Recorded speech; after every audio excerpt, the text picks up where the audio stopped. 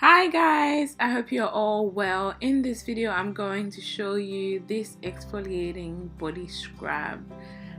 If you're new to my channel, welcome. I make videos on DIY, natural skin and hair care. I hope you subscribe by clicking the red button and turn on your notifications so you can be notified every time I upload. Let's get right into it.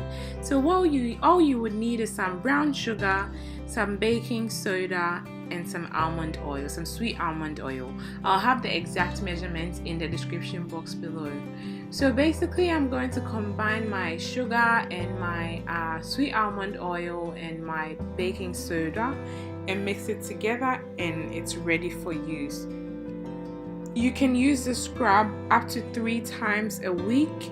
I would only make it in small quantities because if you're putting water in it, the chances of it going off is high, so you're better off making it in small batches so that you can finish it by the end of the week.